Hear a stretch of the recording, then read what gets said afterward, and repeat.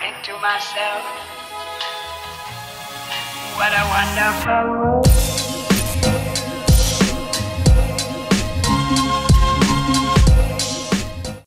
Halo semuanya, selamat datang kembali di Story Film No Country for Old Men. Salah satu film yang berhasil mendapatkan 76 penghargaan dan 4 piala Oscar sebagai film terbaik pada tahun 2007. Film ini berlatar di tahun 1980, tepatnya di Texas. Akan menceritakan kisah dari seorang pria bernama Llewellyn Moss yang membawa kabur uang haram bekas transaksi narkoboy. Tentu saja aksinya itu memancing bos mafia menyewa pemburu bayaran untuk menangkap dan membunuh Moss. Apakah Moss berhasil lolos dari kejaran asasin ini? Daripada kalian makin penasaran, mending kita langsung aja masuk ke alur filmnya. Enjoy the video.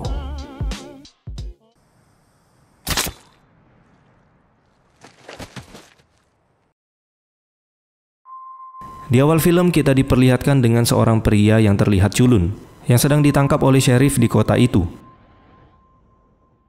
Sesampainya di kantor, sheriff itu menelepon atasannya untuk mengabarkan kalau dia menangkap seorang pria yang membawa senjata rakitan berbentuk tabung oksigen.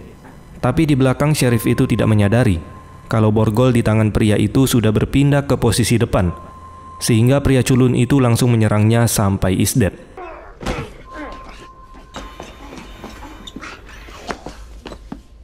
Diketahui kalau pria culun ini ternyata seorang pembunuh bayaran berjiwa psikopat yang tidak segan membunuh siapapun yang berani mengganggunya atau menghalanginya.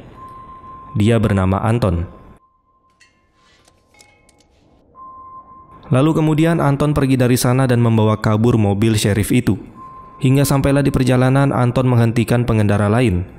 Entah itu target korbannya atau memang dia ini suka membunuh. Dia pun langsung menghabisi pria tua itu menggunakan senjata tabungnya.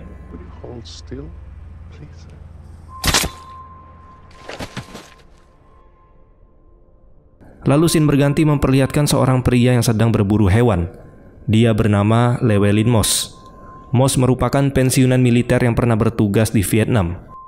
Dari arah kejauhan, Moss melihat anjing yang terluka dan seperti ingin meminta pertolongan. Setelah mengikutinya, Moss menemukan 5 mobil dan beberapa orang yang sudah tergeletak tidak bernyawa. Di sana Moss juga menemukan 1 orang yang ternyata masih hidup dalam keadaan sekarat. Bukannya menolong, Moss malah mengambil senjata milik orang itu. Lalu di belakang bak mobil, Moss juga menemukan tumpukan narkoboy yang masih utuh. Lalu Moss kembali menemukan 1 orang lagi yang sekarat sedang terduduk di bawah pohon. Tepat di sebelah orang itu terdapat 1 koper berisi tumpukan uang yang sangat banyak. Moss menduga pasti sebelumnya mereka semua ini sedang melakukan transaksi narkoboy dan terjadi aksi baku tembak di sana. Seperti mendapat sebuah harta karun, tanpa ragu Moss langsung membawa koper berisi uang itu, kemudian pergi dari sana. Sesampainya di rumah, istri Moss yang bernama Carla menanyakan isi koper yang dibawa oleh Moss, tapi Moss hanya diam dan tidak menjelaskan apapun. Pada malam harinya, Moss tidak bisa tidur karena masih memikirkan kejadian tadi siang. Merasa kasihan dengan orang-orang yang sekarat tadi, Moss memutuskan kembali ke sana dan membawakan air untuk mereka. Ketika sampai di sana dan hendak memberikan air kepada orang yang sekarat tadi, ternyata orang itu sudah meninggal karena kehabisan banyak darah. Tidak lama kemudian terlihat ada orang yang sedang menuju ke sana. Menyadari hal itu, Moss langsung pergi dari sana.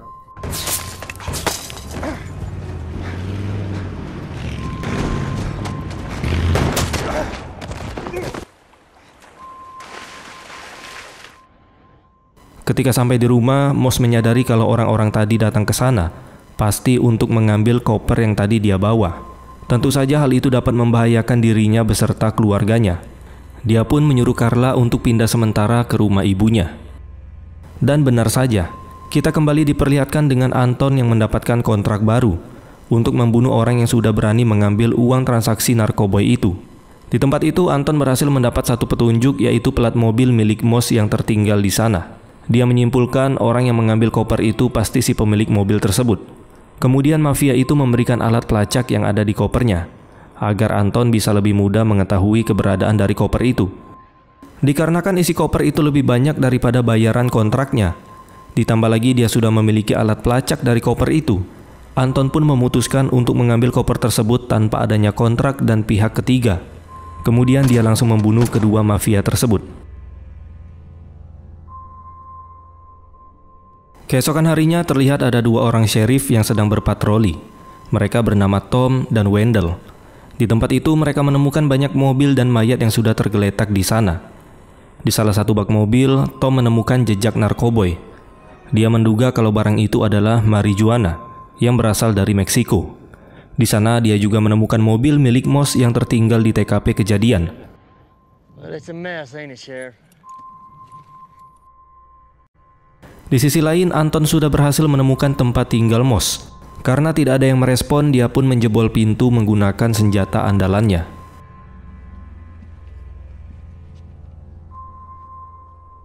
Karena di dalam rumah sudah tidak ada siapa-siapa, dia pun memilih untuk nyantai sebentar di rumah Moss sebelum dia pergi dari sana. You're coming back, ain't you? Shall return. Tidak lama kemudian, Tom bersama Wendell juga mendatangi rumah Moss untuk bertanya perihal kejadian yang tadi mereka lihat.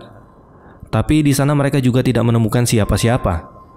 Mereka hanya menemukan lubang kunci yang sudah dijebol dan sebotol susu di atas meja.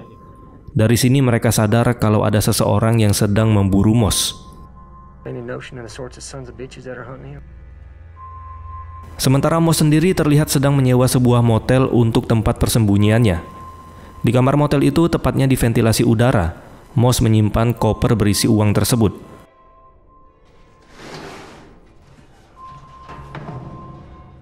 Kemudian dia keluar dari motel untuk mencari beberapa perlengkapan. Pada malam harinya ketika kembali ke motel, dia mencurigai mobil yang sudah terparkir di sekitar kamarnya. Gak mau mengambil resiko, Moss memilih untuk mencari motel yang baru. Di tempat yang baru, Moss langsung menyiapkan persenjataan untuk berjaga-jaga. Dan keesokan harinya, Moss kembali lagi ke motel pertamanya. Dia meminta kamar baru yang bersebelahan dengan kamar pertama yang sudah dia sewa. Di kamar barunya, Moss merakit gagang dari gantungan baju.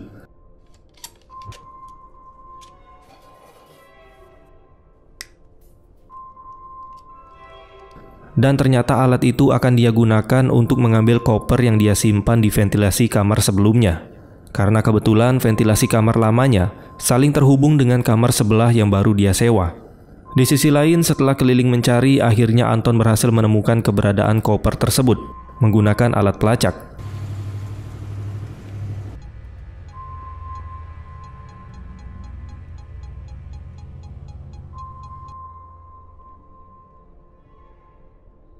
Lalu tiba-tiba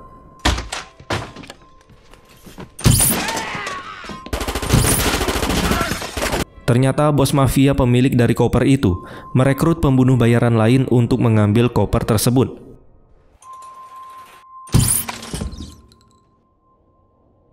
Setelah mencari di setiap sudut ruangan, Anton tetap tidak bisa menemukan koper itu. Dengan keahliannya sebagai asasin, akhirnya Anton mengetahui di mana koper itu disembunyikan.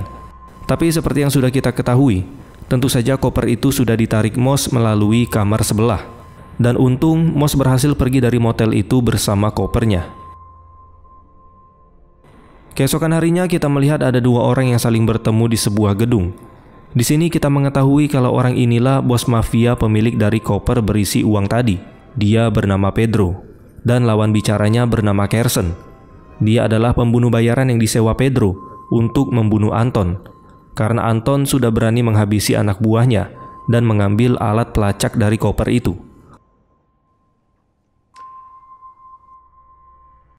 Di sisi lain, Moss terus berpindah-pindah untuk mencari hotel yang baru. Di sini Moss agak heran, gimana caranya para pembunuh bayaran ini bisa terus menemukan keberadaannya. Dan ketika Moss mengecek isi koper itu, dia menemukan alat pelacak yang diselipkan di dalam gepokan uang tersebut. Lalu kemudian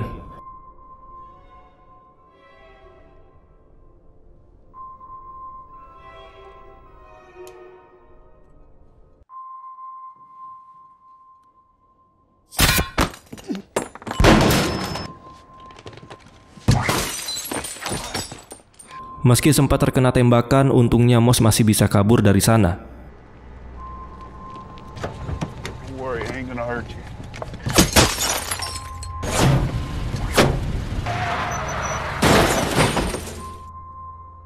Mau tidak mau, Moss harus menghadapi keganasan Anton.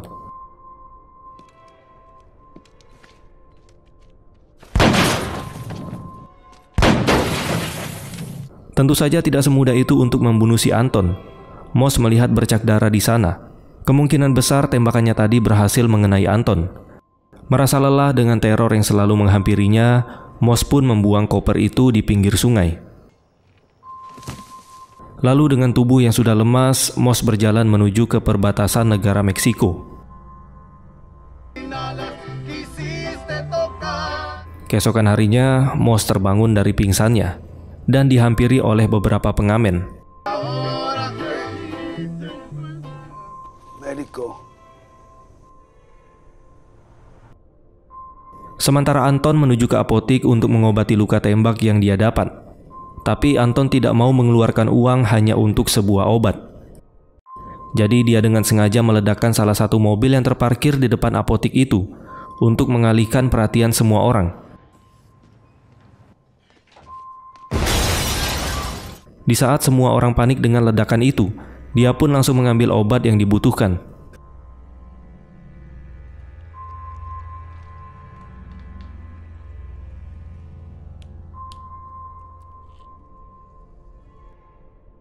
Singkat cerita, Moss sendiri sudah berada di rumah sakit dengan bantuan para pengamen yang menemukannya tadi.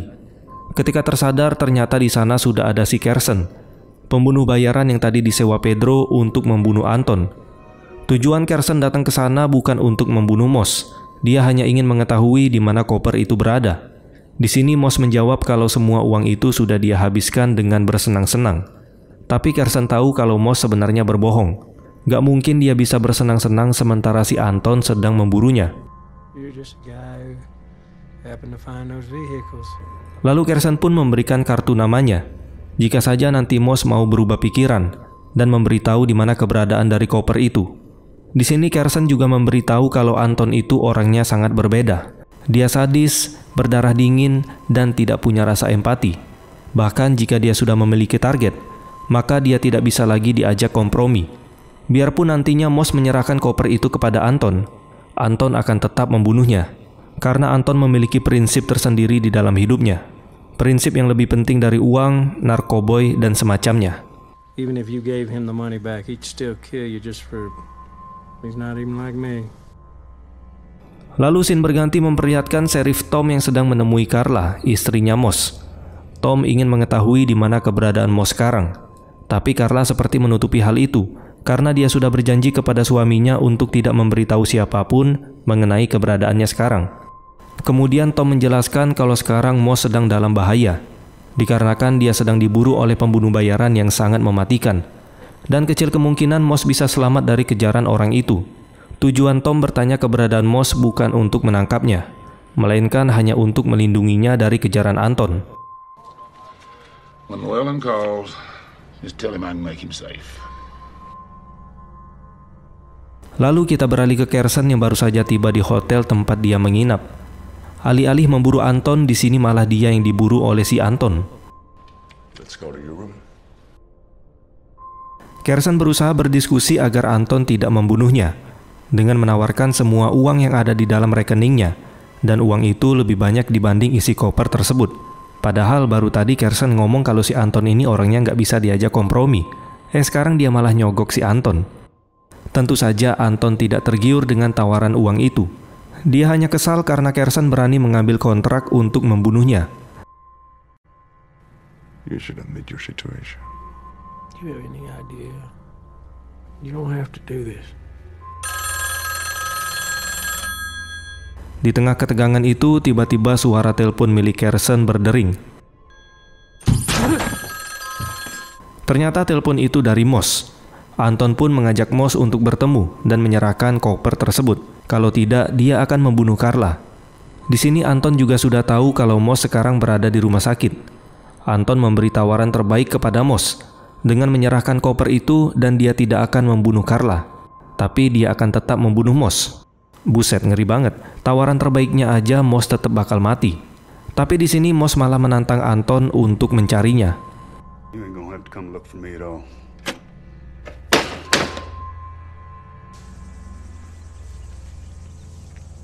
What should I do? You to meet me at the Desert Sands Motel in El Paso. And after I find him, I'll come and join you. Setelah membunuh Carson, Anton pergi ke tempat Pedro, bos mafia pemilik koper itu, dikarenakan Pedro sudah berani menyewa pembunuh bayaran untuk membunuhnya. Tanpa basa-basi, Anton langsung menghabisi Pedro di sana. You going to shoot me? That depends. Do you see me? Sementara itu, Carla yang mempunyai firasat buruk terhadap suaminya, dia langsung menelpon Sheriff Tom untuk memberitahu di mana keberadaan Moss. Carla Jean, I will not harm you, man. Terlihat Moss sudah sampai di hotel barunya yang berada di daerah El Paso, Texas. Kebetulan dia juga sudah membuat janji dengan istrinya untuk bertemu di sana. Lalu ketika Sheriff Tom menuju ke hotel itu untuk menemui Moss, dia melihat sudah banyak orang yang tewas di sana. Firasat Carla tentang suaminya ternyata benar. Tom menemukan Moss yang sudah tidak bernyawa. Sudah pasti itu adalah ulahnya si Anton.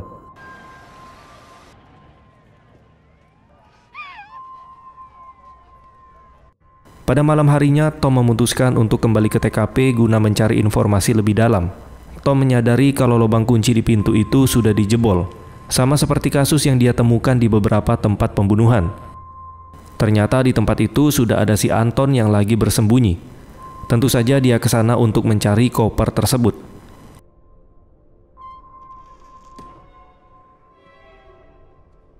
Lalu di saat Tom sedang kebingungan dengan kasus yang dia hadapi, Tom tidak sengaja melihat ventilasi di kamar Moss yang sudah terbuka. Tapi untung Tom tidak menyadari kehadiran Anton di sana, sehingga Anton tidak perlu membunuhnya. Lalu keesokan harinya kita beralih ke Carla yang baru saja tiba di rumah. Dan betapa terkejutnya Carla ketika melihat Anton yang sudah menunggunya di dalam rumah. Carla memohon agar Anton tidak membunuhnya karena dia sudah tidak memiliki uang lagi. Ya, seperti yang kita ketahui kalau Anton ini orangnya tidak hanya memandang uang. Dia adalah psikopat yang memiliki prinsip kuat di hidupnya. Anton berkata kalau sebelumnya dia sudah berjanji kepada Moss akan membunuh Carla jika Moss tidak menerima tawarannya. Dia juga berkata kalau Moss sebenarnya punya kesempatan untuk menyelamatkan Carla, tapi Moss tidak mau menerima tawaran itu. Lalu Anton kembali memberi tawaran ke Carla dengan memilih sisi koin yang sudah dia lempar. Jika tebakan Carla benar, dia tidak akan membunuhnya. Tapi di sini Carla tidak mau memilih. Dia berkata bukan koin yang bisa memutuskan itu, tapi diri Anton sendiri. Lalu kita melihat Anton yang keluar dari rumah Carla. Tidak diperlihatkan gimana nasibnya Carla, tapi kalau kita melihat sifat yang dimiliki Anton, saya yakin Carla sudah dia bunuh. Ketika di perjalanan, Anton terlihat sedang memperhatikan bocah yang lagi naik sepeda. Karena lengah, dia pun mengalami kecelakaan. Tapi Anton masih bisa selamat dan masih terlihat santuy. Dengan tangan yang patah, dia pun tetap melanjutkan perjalanan. Dan film pun selesai. Pantas sih, film ini dapat banyak penghargaan. Hebatnya film ini mengangkat tema moralitas, pilihan, dan konsekuensi. Semuanya direpresentasikan pada setiap keputusan para karakter di film ini, yang membawa mereka pada konsekuensinya. Sheriff Tom sendiri merupakan perwujudan dari moral orang yang baik, atau moral putih. Sebagai sheriff, dia mencoba menciptakan lingkungan yang aman, tapi kesulitan menghadapi kriminal karena usianya sudah nggak muda lagi. Sementara Moss merupakan cerminan dari moral abu-abu yang berada di tengah-tengah. Dia mencuri koper, tapi masih menyimpan kebaikan di dalam dirinya. Kedua sisinya ditampilkan dengan jelas di film ini. Sedangkan Anton merupakan representasi dari moral yang gelap atau jahat. Dia membunuh orang atas prinsip harga diri yang dia pegang kuat. Dan juga dia merasa nasib korbannya memang sudah tiba. Ya, dia ini sudah serasa kayak jadi malaikat maut. Ketiga karakter ini diberi pendalaman yang sangat maksimal pada film ini. Saya aja bisa merasakan kengerian yang ada di dalam diri Anton. Biarpun tampilannya dengan rambut poni sangat lucu, tapi terdapat iblis di dalam hatinya. Oke lah teman-teman, mungkin ini aja yang bisa kita bahas pada video kali ini. Semoga hasrat psikopat kalian semakin bertambah dan semakin berkembang. Terima kasih sudah menonton, dan sampai jumpa di next video.